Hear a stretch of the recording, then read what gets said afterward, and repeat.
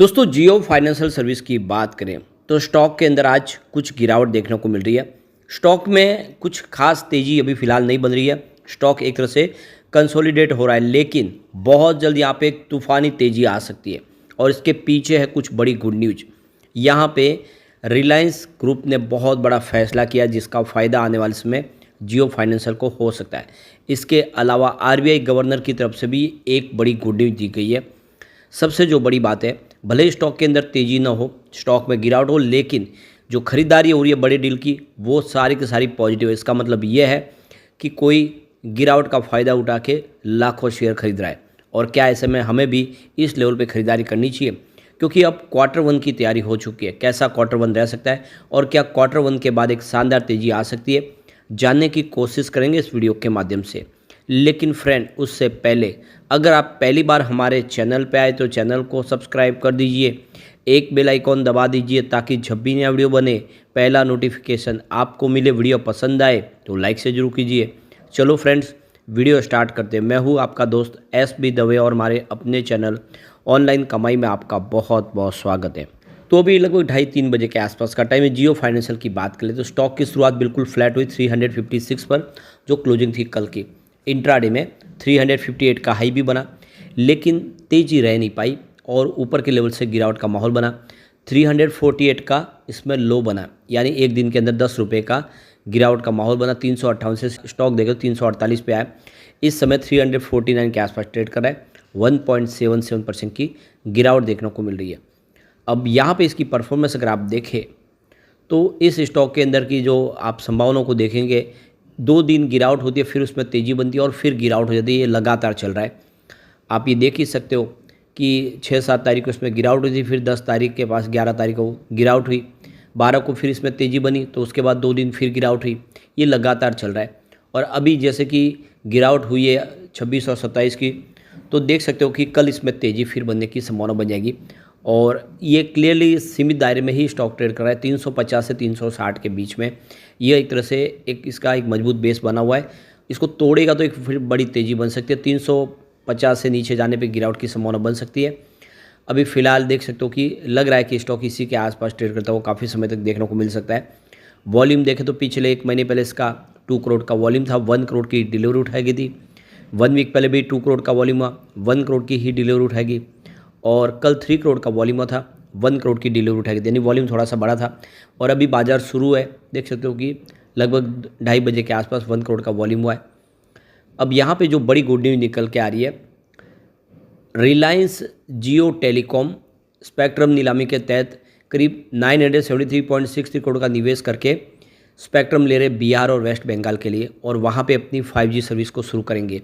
यानी धीरे धीरे पूरे इंडिया के अंदर वो अपनी 5G सर्विस को फैलाना चाहते हैं।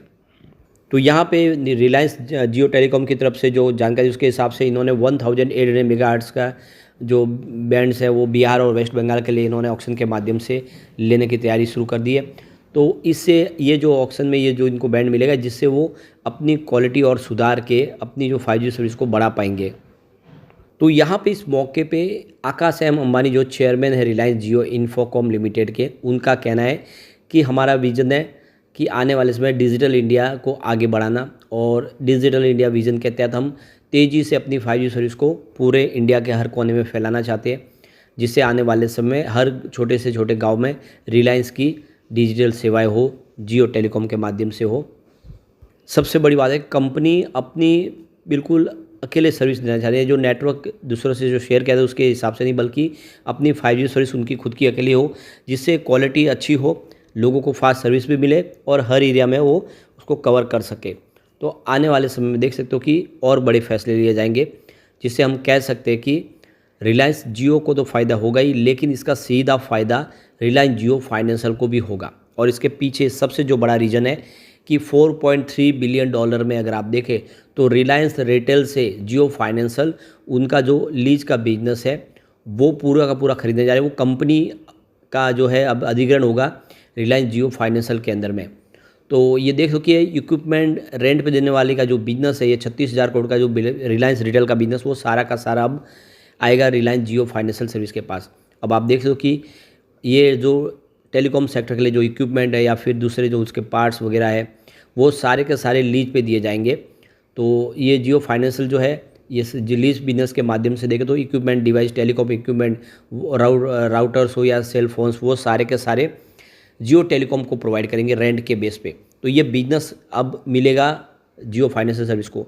तो जो नई सर्विस शुरू होने जा रही है 5G की, उसके लिए सारे इक्विपमेंट अरेंज करने का काम और दूसरे टावर के लिए संबंधित काम, वो सारा का सारा जो बिजनेस होगा वो जियो फाइनेंशियल को मिलेगा। क्योंकि अब ये जो सब्सिडीज कंपनी जो पहले रिलायंस रिटेल की थी वो अब जियो फाइनेंशियल के पास आने वाली है। शेयर होल्डर की रजामंदी मिल चुकी है। ऐसे में आने वाले समय जितना जियो टेलीकॉम का बिजनेस तेज़ी से ग्रो करेगा उसका सीधा फ़ायदा भी रिलायंस जियो फाइनेंशियल को ही होने वाला है। तो जियो फाइनेंशियल जो है यहाँ पे इनका जो रेंट का बिजनेस है वो रिलायंस जियो इन्फोकॉम, जो रिलायंस टेलीकम्युनिकेशन की ही सब्सिडी कंपनी है, उसको प्रोवाइड करेगा। तो इसीलिए अब देख लो कि जो नया स्पेक्ट्रम नीलामों के माध्यम से जो नई अब सेवाएं और बढ़ाई जाएगी उसका फ़ायदा सीधा होने वाला है। ये क्लियरली दिख रहा है यहाँ पे, जिससे बिजनेस बढ़ता हुआ दिखा देगा जियो फाइनेंशियल सर्विस का। इसके अलावा जो बड़ी अपडेट निकल के आ रही है, हमारे RBI गवर्नर की तरफ से बहुत बड़ी गुड न्यूज़ दी गई है। उनका कहना है कि इंडिया का जो फाइनेंशियल सिस्टम है वो बहुत अच्छी पोजीशन में आ चुका है। यानी पिछले कुछ सालों के बाद में अब देखें तो बैंकिंग सिस्टम हो या फिर NBFC का जो सारा का सारा बिजनेस है वो बिल्कुल पटरी पे आ चुका है और जो उसके अंदर कमियां थी वो बहुत कम हो चुकी है। इनका जो देख सकते हो जो रिस्क थे, रिस्क भी कम हो चुके हैं। यानी समय सेहत बहुत ज़्यादा सुधर चुकी है और आने वाले समय में इसमें और मजबूती देखने को मिलेगी। तो यहाँ पे RBI गवर्नर शक्तिकांत दास का कहना है कि रिस्क जो थे इन हमारे फाइनेंशियल सिस्टम में वो उसमें अभी काफ़ी कमी आई है, अच्छी पोजीशन पे है और आने वाले समय जो मुसीबतों से लड़ने को ये सिस्टम हमारा पूरा मजबूत तैयार है और सेहत काफ़ी सुधर चुकी है, जिससे हम कह सकते हैं कि इस सेक्टर में एक अच्छी तेज़ी की संभावना आने वाले समय देखने को मिल सकती है। तो यहाँ पे जियो फाइनेंशियल भी एक NBFC है और जिससे इस खबर का सीधा संबंध दिखाई देगा। अब यहाँ पे कुछ डील हुई है, उस डील की तरफ चलेंगे। तो यहाँ पे सुबह 9:38 पर 354 की प्राइस से 3,44,000 शेयरों की एक बिकवाली हुई और उसी समय 9:38 पर 354 की प्राइस से 1,12,000 शेयरों की एक खरीदारी हुई।